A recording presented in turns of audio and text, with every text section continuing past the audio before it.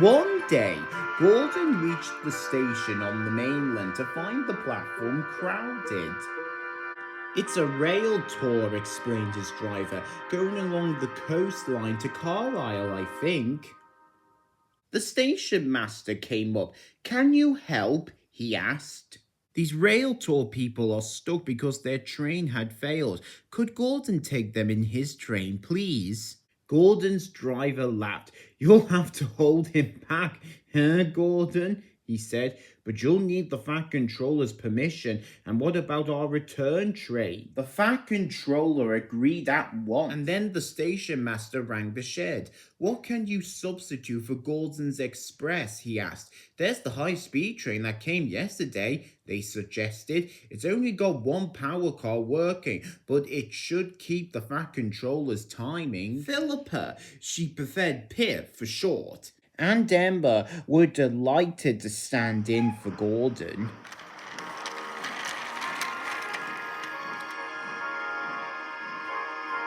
Pip's cooling system was faulty, making her hot and bothered. But Emma didn't mind doing all the work. They felt honoured to visit the Fat Controller's railway.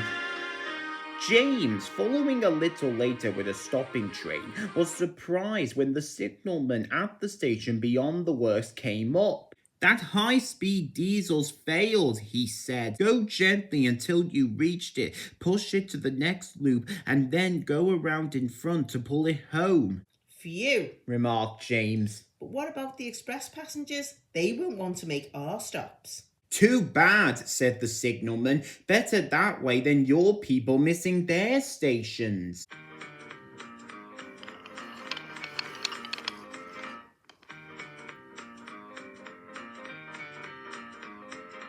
James found the failed train about 2 miles in front.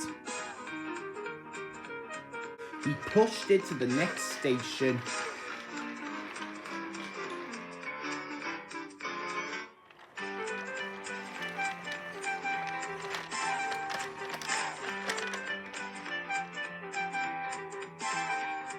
And then got ready to pull.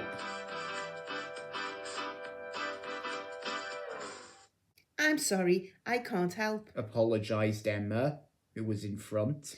But we are special lightweight coaches. That's lucky, said James, who was already feeling puffed.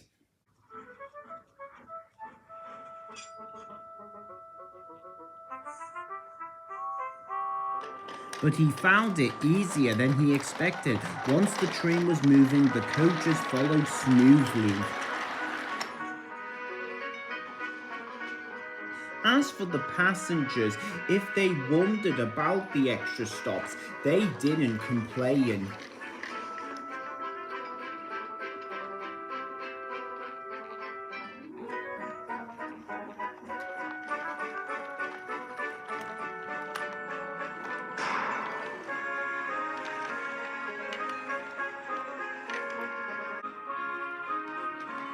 At the end of the line, the Fat Controller met them.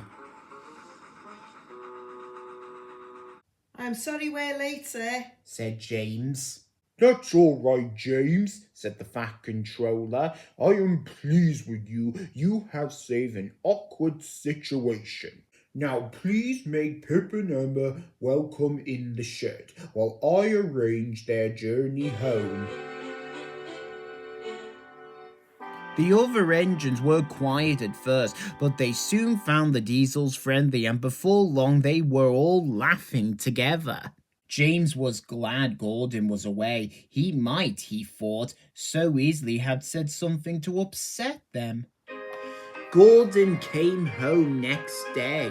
The Fat Controller forgave him for his smokescreen and said that he was sorry for thinking his spoiled top hat had been Gordon's fault. It had, he explained, been a steward emptying an ashtray from a carriage window. Now, Gordon, he continued, while you were away in Carlisle, we borrowed a high-speed train. This has failed, and I want you to take her passengers home. He paused and smiled. Show them how we do things, huh? I certainly will, promised Gordon. Right, said Gordon's driver as they backed towards the train. Today, Gordon, my lad, you can have the run of your life.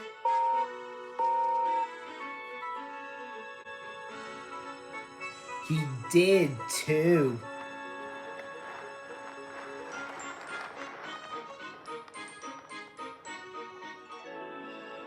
Douglas was waiting to pull Pip and Emma home when Gordon passed. Boo, boo, boo, whistled Gordon proudly, and with a swish and a roar, he was gone.